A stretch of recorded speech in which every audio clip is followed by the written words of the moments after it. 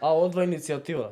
Добро решиле да реагира. Се придржуваме кон барањето на градоначалникот на општина Крива Паланка Сашко Митовски, кој на денешната пресконференција бара кривична одговорност од Булмак 2016 по повеќе основи за изливањето од рудникот Тораница на 14 март во Крива река, кога се излеа голема сива маса која потполно ја замети Крива река и Тораница.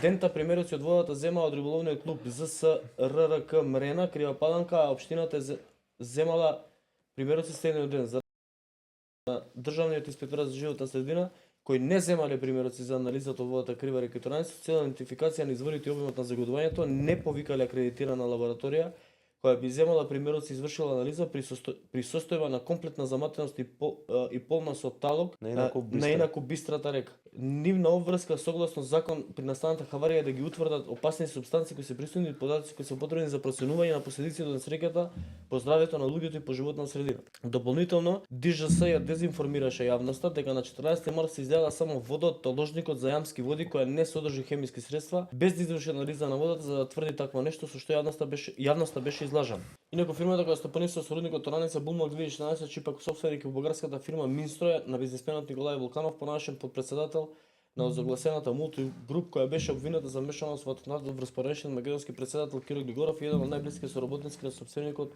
на мултигруп Илија Павлов, оквалификуван во американските дипломатски извештаи како доајен на бугарскиот организиран криминал. Во 2021 година Булмак 2016 имала профит од 13 милиони. Значи во 21 имала толку профит, а денеска ја казнува државата само со 200.000 евра. Што поише треба да све напишале од одва. Све напишале од одва и точно е.